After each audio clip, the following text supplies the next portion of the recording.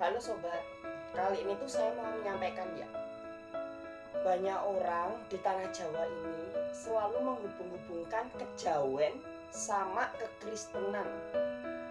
Ada sebagian orang mengatakan bahwasanya ajaran kejawen itu datang dari kekristenan yang disebarkan di tanah Jawa dan dicampurkan dengan tradisi adat Jawa gitu ya. Karena jujur aja, kalau kita mengamat-amati, sebagian pengajaran Jawa itu sangat mirip dengan sebagian pengajaran Kristen. Contohnya, orang-orang Jawa itu mengajarkan wong nandur bakal ngunduh. Orang yang menanam akan memetik atau akan mendapatkan hasil dari tanamannya. Di kekristenan ada juga yang mengatakan orang yang menabur akan memetik, akan menuai. Kalau kamu ingin menuai, kamu harus menabur. Itu hampir sama ya. Kalau orang Jawa itu bilang wong nandur bakal ngunduh. Kalau kekristenan itu bilang barang siapa menabur dia akan menuai. Itu artinya maknanya hampir sama. Dimana kalau orang Kristen itu selalu berkata Allah Bapa Yahweh itu adalah Bapa yang berkuasa. Sedangkan di dalam kejawen itu ada kata-kata Bapa Kuoso, Bapa yang berkuasa. Itu juga hampir mirip ya, juga hampir mirip. Masih sama di dalam kejawen. Yang kowe wegah ditapuk, kowe aja nyak napuk. Kalau kamu tidak mau ditampar, kamu jangan menampar. Yang kowe wegah dijiwit, ojo jiwit. Kalau kamu tidak mau jiwit, ya jangan jiwit orang lain. Kalau kamu tidak mau disakiti, jangan menyakiti orang lain. Sama di dalam kekristenan. Sama, ada satu makna, satu arti dari satu ayat, itu juga sama. Kalau kamu tidak mau disakiti, jangan menyakiti. Lakukanlah kepada orang lain seperti engkau melakukan dirimu sendiri. Kasihilah orang lain seperti engkau mengasihi dirimu sendiri. Kalau kamu tidak mau disakiti, jangan menyakiti. Jadi sebagian ajaran kejawen itu mirip dengan ajaran Kristen. Sehingga orang-orang Islam di tanah Jawa, orang Muslim di tanah Jawa itu hampir mengatakan kalau kejawen itu datang dari kekristenan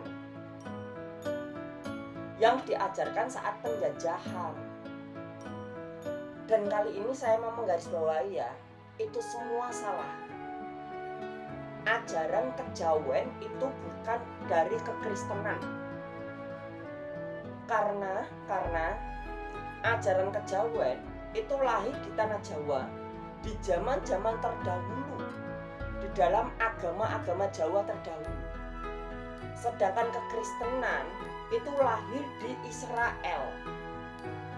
Kekristenan itu lahir di Israel dengan pengajarannya yang terdahulu. Dan konon pengajaran Jawa itu jauh lebih tua daripada pengajaran kekristenan. Bahkan pengajaran Jawa itu jauh lebih tua dari pengajaran Islam maupun Yahudi. Jadi kejawen itu tidak ada sangkut pautnya dengan kekristenan. Walaupun sebagian pengajaran kejawen itu hampir mirip dengan kekristenan. Hampir mirip, tapi berbeda.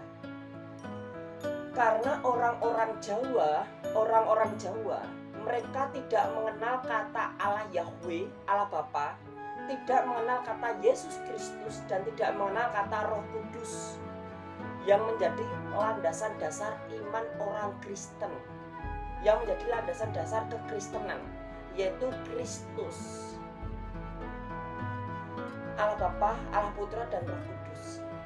Sedangkan di dalam kejawen, orang-orang Jawa lebih tertuju kepada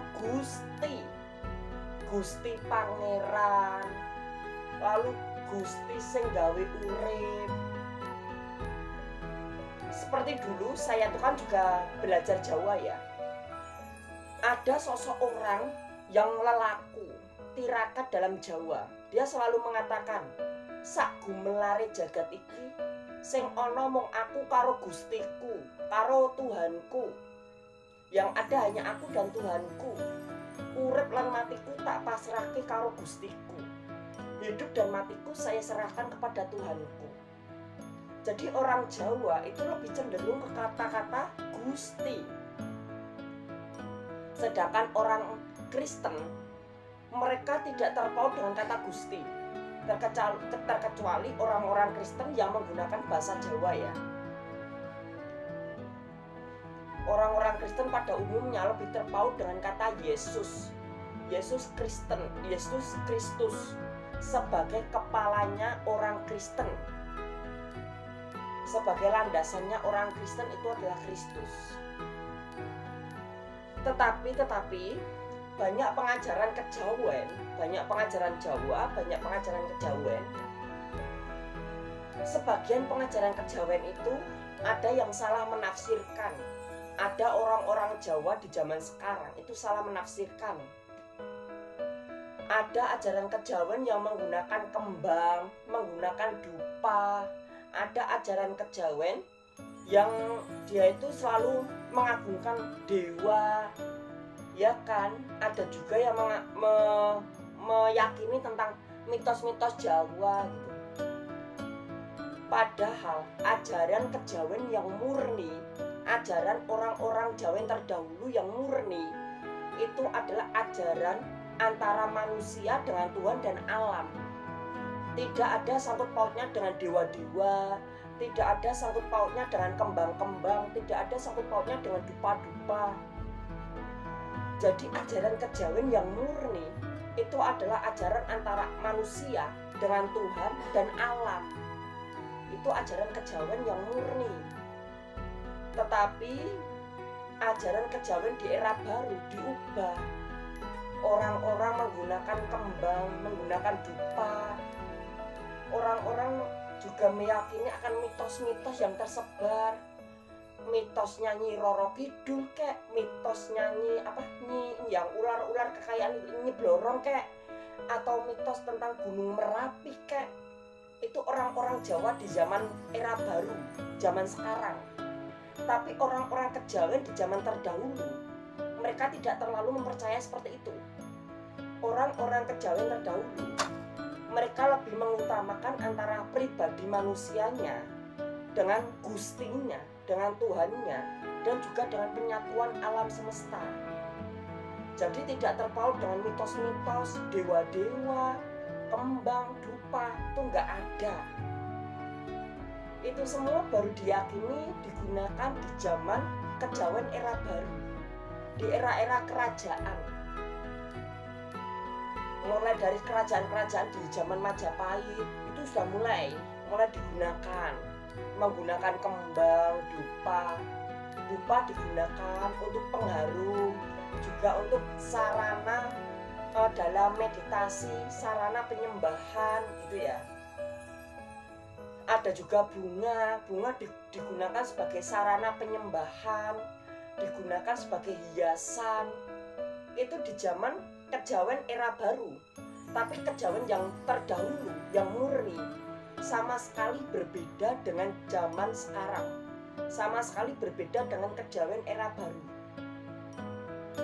Jadi kejawen itu nggak ada sangkut pautnya dengan Kristen. Karena ajarannya itu beda, asal mulanya beda, asal usulnya beda. Walaupun ada sebagian kemiripan. Jangan lupa klik like dan subscribe video ini